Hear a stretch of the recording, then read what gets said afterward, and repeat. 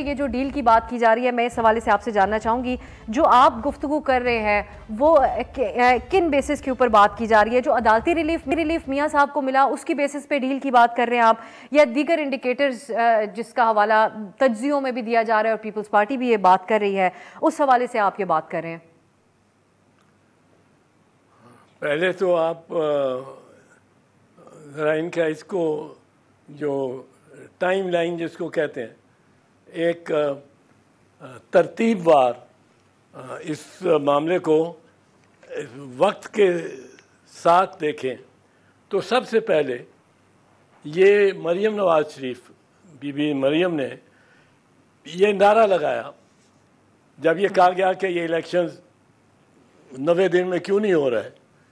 ये मामला तब उठा था और जब से उठा हुआ है जब से निगरान हुकूमतों ने पंजाब और खैबर पख्तूनख्वा में 90 दिन से ज़्यादा गुजार दिए और इलेक्शन नहीं कराए।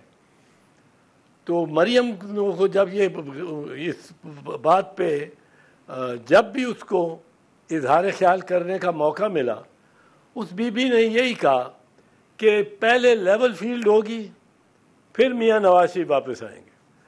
लेवल प्लेइंग फील्ड किस तरह होगी? उसने कहा कि मियां साहब को सजाएं हुई, मियां साहब को जेल में डाला गया, अब फितने को सजा भी हो, जेल में भी पड़ा हो। और फितने से आपको पता है मुराद क्या थी मरियम की।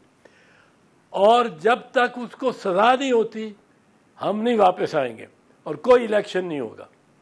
अब एक तो ये देख लें, अब सज़ा भी हो गई और वो कैद में भी है और अब मियां साहब वापस आए हैं।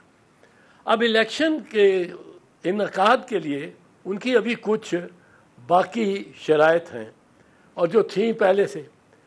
एक तो उनकी शर्त है उनकी जानिब से कि ये इलेक्शंस जो हैं यही निगरान काकड़ साहब और नकवी साहब और खान साहब यही निगरान कराएं,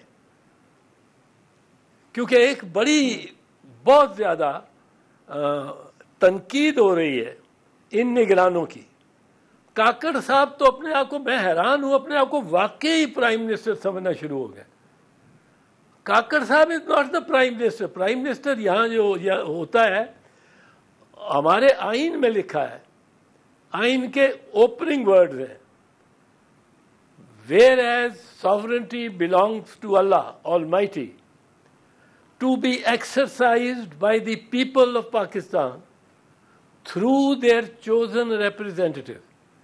सो अल्लाह ताला, पीपल और चोजन रिप्रेजेंटेटिव्स, ये एक सिलसिला है। अब चोजन रिप्रेजेंटेटिव्स कौन से हैं? जो लोगों ने जिनको मुंतखब किया हुआ है, वो नहीं जिनको नामजद किया हुआ है किसी इस्टेब्लिशमेंट ने या रियासती इदारों ने।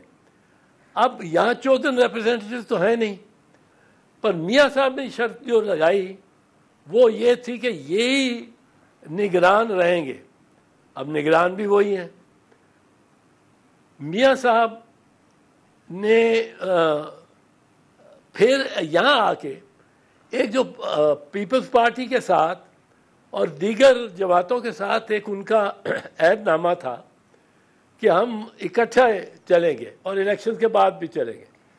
मियां साहब सोलो फ्लाइट ले गए और वो अपनी डील खुद ही कर रहे हैं।